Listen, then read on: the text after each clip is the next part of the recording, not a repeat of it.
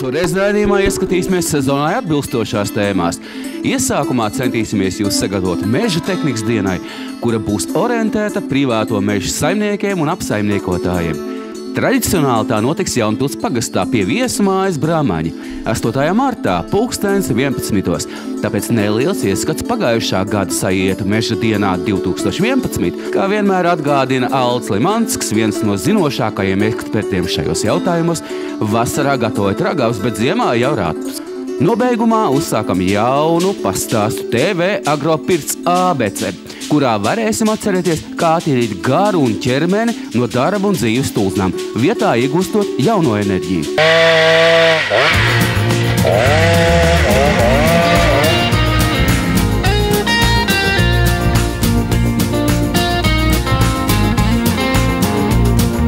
Latvijā meža tehnikas diena. Tā bija tradīcija, un es domāju, tu arī uztur to katru šo gadu un sezonu. Kādam jau kaut kas jāuztur pie dzīvības. Šogad nolēmām uztaisīt mūsu kompānijas firmas uzņēmumu IKU Edvards nelielu meža tehnikas dienu. Es pat teiktu, ka tas tāds ieskrējiens, izmēģinājums. Tamdēļ esam šodien šeit, Jaunpils novada, Jaunpils pagasta Brāmaņos. Kārtīgi viesmāja, kārtīgi pirts, kārtīgs pirtnieks, masāžas iespējams. Bet šodien, protams, runa mums ar klientiem, ar vīriem, ar meitenēm par aizejošo sniegu, nedaudz patīram sniegu, papūšam. Šī ziema parādīja, ka sniegpūtēji pat tiešām ir agregāts, ar ko var tikt galā tur, kur vairs nevar tikt citādā galā. Sniegpūtējs ir agregāts, kas neļauj izveidoties ceļmalās šiem lielajiem valņiem un neaiztais šo ceļu ciet, nepārvērš lēnām divvirzienu par vienvirzienu un tad vispār par... Mēs to šogad redzējām. Tāds īpašāks varbūt moments snieglāpst arī uz frontālā iekrāvēja. Jā, nelielam miestam, pašvaldībai, jā, privātai vajadzībai, bet cena ir taisna tam arī atbilstoša. Labākais jau tas, ka tu vari redzēt to tehniku demonstrējumos pirms izvēlēties, ko īsti pirkt. Vai tas būs tas labākais? Alci parūpējas, es domāju, ka te dažādas šīs vienības ir un katram kaut kas jau ir mājās un katrs kaut ko jaunu gribēs, kas pašam ir.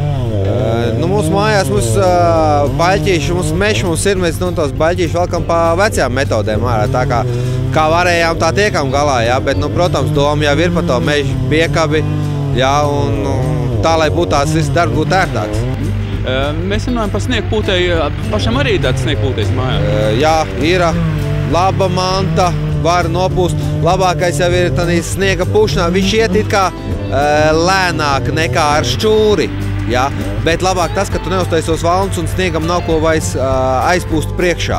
Nav valns, nesakrājās tev sniegs ceļa malās, jā, ceļš visu laiku tev vienādā platumā ir nost. Un sniegpūtējiem laba lieta ir tāda, ja, ka to snuķi jau var pagriezt, lai iet pa vējām prom, ka tev nav tā kā sniega lāps, ka tu stum, tev sanāk vai nu ir pa vējām vai ne, tu visu laiku pūt uz vienu pusi. Tev var sagriezt tā, lai visu laiku tev iet pa vējām. Brauc vienā virzienā, tev pūt pa vējām projām, brauc atpakaļ, atkal sagriezt nuķi pa vējām, atkal pūt projām. Un kaut kas jau noteikti paliks prātā? Jā, noteikti. Tagad arī pa to pašu viņš, kas bija vadām ar pulti, jā, tomēr tas ir, es domāju, ka tā vienkārši varētu, jā, bet tomēr jau ar viņu redzēt demonstrācijos, jā, ir ērtāk. Labas ir tās lietas, kad ir šitā demonstrējumi, ka tu var atbraukt paskatīties, aprunāties ar cilvēkiem, kas labs slikts, tu vari vismaz jau pieregulēt jau savējo, ko tev vajadzēs īsti. Tāpēc arī rādām Igauņu Same ražotās Multiforest meža piekabes ar Multiforest paralelu manipulātoru, kas mani patīkami pārsteidza jau tagad. Es vairākas sezonas mēģināju stāstīt, kad vinča kombinācijā ar meža piekabi ir labs pasākums. Daudz neticēja tam. Vai nesaprāt vēl to? Lielā daļa neticēja, un tad pats tevi padomāju un paskatījos, kāpēc zviedri viņu lieto, un vienkārši nolēmu, ka pietiek stāstīt jāparāda. Un vai tas ir aiz kanāla, vai tas ir aiz kāda purviņa, tātad 40 metru vinča, 1100 kg varam pievilkt klāt. Skaties, viens mierīgi krāmē malku piekabē, otrs ar radiovadības pultīti aiziet pieāķē kādu koku vai baļķi pievelk klāt. Un šeit uzreiz arī atrisinās jautājums par to manipulātoru sniedzamību. Garāku. Kāpēc garāku? Pievelc klāt iekrauj. Laiks tas pats. Kā redzējāt, tas pats. Bet tik un tā jau ir saimniecības, kas to nevar atļauties. Un tāpēc ir šis te tautā saukts krabis, ja baļķu satvērējs. Ja? Uzliekam vienkārši satvērēju virsū uz traktoru 3-punktu uzskaras un daram to pašu darbu, lēnāk. Bet ja šis mežs ir tepat blakus mājai, ja nav tālu jāved, ja tā krautuve ir tepat, vai arī, ja ir jāizved sev malka, jāsanes sētā un tas, kas paliek pāri, tas priekš šķeldes jāsakraut kaudzē, lūdzu. Tas viss ir ar šo vienkārši apvienāt izdarāms. Ne jau pirmo reizi esat Latvijā, vairākus gadus strādājat, es sadarbībā Aldi Limanski. Jūsu uzņēmums ir labi pazīstams Latvijas lauksaimniekiem. Это уже больше 10 лет мы друг друга знаем. Pazīstam viens otru vairāk kā 10 gadus. Un Aldis veiksmīgi pārdod mūsu produkciju. Большинство это наше оборудование касается дорожно-уборочной техники. И это уже мы производим с 1994. года. No 1994. gada ražojam dažādu ceļu tīrīšanas tehniku, pārsvarā tie ir smilts izkaisītāji uz sniega rotori. Tagad jau 3. gadu īstenojam jaunu projektu Multiforest, kas saistīts ar meža treileru un meža celtņu ražošanu. Runājot par meža treileriem, mēs ražojam dažādi 8 veidus, kā arī papildus tam 3 dažādas paralēli kinemātiski meža celtņu veidus un 5 teleskopiskus meža celtņu veidus. 3 параллель кинематика экрана и тогда 5 телескопические экраны. Jūs arī eksportējat savu produkciju? Большинство в Скандинавию. И это, конечно, даст нам... Savu produkciju mēs pārdodam pārstāvā Skandināvijas valstīs. Tas ir ļoti pozitīvs vērtējums, jo mums jāsako tirgus vajadzībām un jāuzlabo savu produkcijas kvalitāti. No vienas puses ir mazliet apgrūtinoši tas, ka produkcijas klāsts ir plašs, bet no otras puses tas padara mūsu darbu elastīgāku, jo mēs varam ātrāk pielāgoties tirgus prasībām un neveiksmīgi produktu vietā spējam piedāvāt jaunu kvalitatīvu produktu. Если, скажем, в этот сезон не пойдет вот этот продукт, тогда может быть этот или тот. Kādu produkciju jūs piedāvājat Latvijas lauksaimniekiem? Šajā pavasarī gan Latvijā, gan Igaunijā piedāvājam mūsu ražotus kultivatorus. Uzskatu, ka pasākums, kuru organizēja Aldis, ir vērtējums ļoti pozitīvi. Man trūkst vārdu, lai aprakstītu mūsu sajūsmu, jo Igaunijā līdzīgi pasākumi notiek ļoti reti. Paldies jums un Aldim par šodienu! Dāņu TP firmas šķeldotājs ir redzams ar zinām prieku īstenībā paziņot, ka pārstāvam šodien atkal Junkari. Cienītie klienti, visiem, kam ir vajadzības pēc rezervas daļām, ne tikai Junkari šķeldotājiem, bet vispār Junkari precei un produkcijai mīļi lūgti.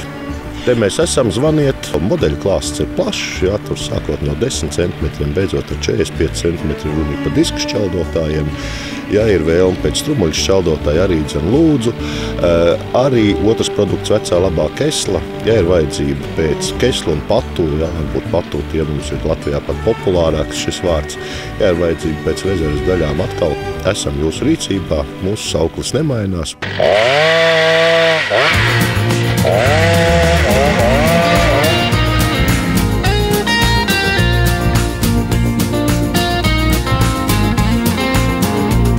Demonstrācijas semināri vajadzīgi, lai arī Latvijas saimnieki, kur nodarbojas ar meža lietām, satiktos un izlemtu, ar kādu tehniku strādāt un ko darīt. Jā, mums tā ir, var teikt, tiem, es domāju, ka brīvdiena šī mums ir un satiekas, aprunājas un paskaties, kā citiem ied. Cik zinām, tad jūs saimniecība diezgan nopietni nodarbojās, teiksim, tieši ar šīm meža lietām, tātad šķeldes un vēl viss cits. Mēs arī strādājam tieši ar šitām mazām tehnikām, bet tiešām mēs viņus tur noslogo pilnībā. Tātad pieeja jau tāda profesionāla? Jā, un arī tagad daudz ko noskatās, varbūt, ko mēs varam darīt savādāk un ir ko papildināt. Strādājam tieši ar nažu ražotāju rūpnīcu. Somijā ar 2 rūpnīcām mēs pat strādājam šajā brīdī. Populārāka Latvijā ir TTT. Tas ir visiem Junkaras šķeldotājiem, Rusobalt Latvijā ražotājiem, šķeldotājiem lūdzu. Jāzina laicīgi, ražošanas termiņi ir gari, produkts ir labs un cenas, es gribu teikt, kad ir salīdzinoši pat ļoti labas. Vecā labā mīļā japa. Mēs saldījām malku, jā, zāģējam. Zāģējam, skaldam, vajadzīgajā garumā, autočopers, kur... Ko tas nozīmē? Ko tas nozīmē? Tas nozīmē, ka tev ir jādod mašīnai komanda, cik garas pagales tu gribi, cik daļās skaldīt tu gribi, jāuzliek mašīnai baļķis, un tu vari uzpīpēt. Pārējo mašīnu visu dara. FSI Dānijā ražo tascelmu frēzes. Smalkākais šis ir tāds rīks, ar kuru ir domāts strādāt, teiksim, sētā. Ir kāds koks beidzas eksistēt, un tas celms tagad paliek, tas koks ir noņemts. Un tas celms paliek, bet tas traucē saimniecei ar saimnieku dzīvot pa to sētu un vajag nofrēzēt. Mēs esam gatavi pārdot celmu frēzes vai arī aizbraukt pašu pakalpojumu veidā un nofrēzēt. Ir ērta šaurās vietiņās. Tāpat arī kapsētās tas varētu būt iekšpagalmos, tas varētu būt privātmājas pagalmā. Kā šodien mēs rādām, ir uzliekams avantam un darbināms ar avantu. Ir uzliekams ekskavātoram, darbināms ar ekskavātoru, ir uzliekams traktoru 3 punktu uzkarei, darbināms ar jūgvārpstu. Un šīs celmu frēzes, tāpat šķeldotājs un arī zināmā mērā malkazāģis ļoti labi sasaucas kopā ar šodien mūsu saldā ēdienu daļu, varbūt tā teiksim, ar firmu Arborists.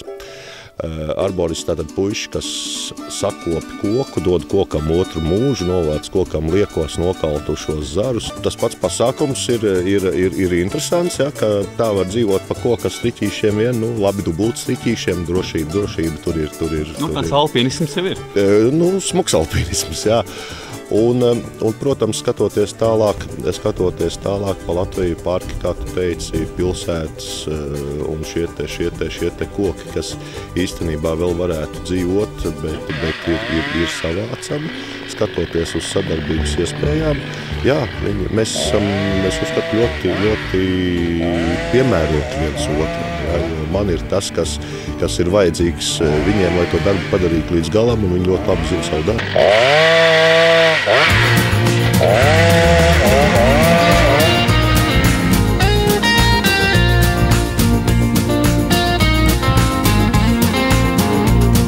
Ceru, ka šī meža diena varētu būt tradicionāla. Varbūt pamainīsim vietu. Katru gadu parādīt kaut ko jaunu. Varbūt iesim jau arī uz profesionālākām lietām. Kā teicu, šogad tas bija tēmēts vairāk uz privātu mežu īpašniekiem, uz privātu mežiem. Un turpināsim strādāt. Es domāju, ka atrast jau tevi varēs. Es domāju, ka gan šobrīd pēc pārraides, gan internetā. Telefoni ir, e-pasti ir, mūsu devīze paliek iepriekšējā, esam jūsu rīcībā. Tātad vēlreiz atgādina 8. martā 11. Jaunpils pagastā pie viesu nama Brāmaņi Meža diena 2012. Gaidām visus interesantus!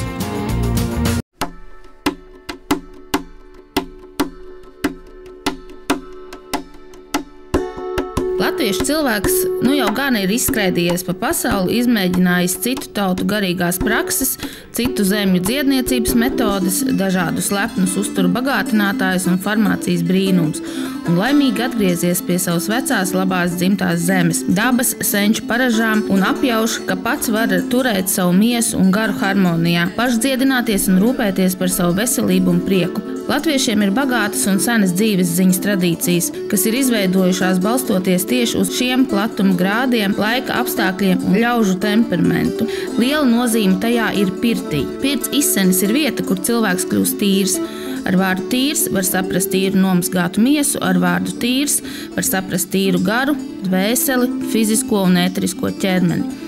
Ceļot godā senās tradīcijas un paražas, kas gadsimtiem ilgi ir glabātas caur tautas dziesmām, spēka vārdiem, mātes dabas dāvanām un cenšoties dzīvot saskaņā ar tiem, mēs varam atgriezt pirts patieso spēku un gūt sev svētnīcu, kur atgūt spēkus, atslābināt negatīvā stresa ietekmi un sakārtot savu veselību. Dziedniecisko pirts rituālu vislabāk var baudīt profesionāli pirtnieku pavadībā, bet tikpat labi var veidot savus īpašus ģimenes rituālus. Labi būtu, ja vīrietis pērtu sievieti un sievieti pērtu vīrieti.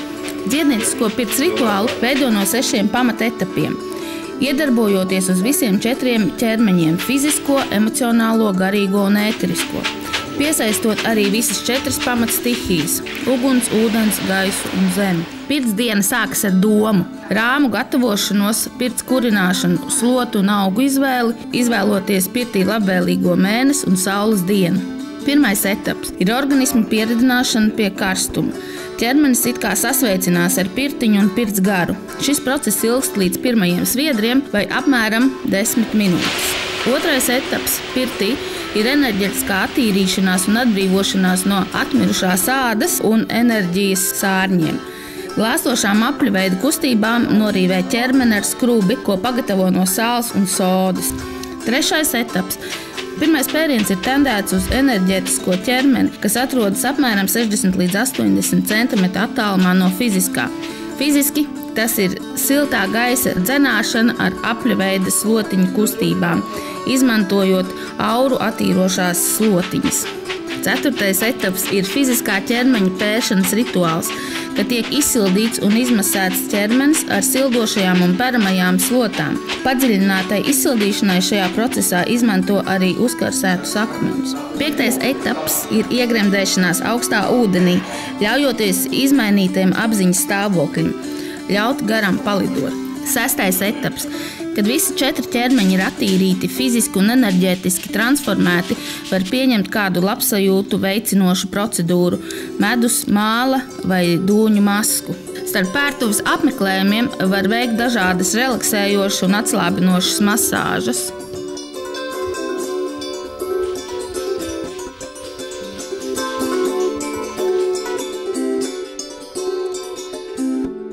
Tātad vēlreiz atgādinu 8. martā 11. Jaunpils pagastā pie viesu nama Brāmaņi Meža diena 2012. Gaidām visus interesantus!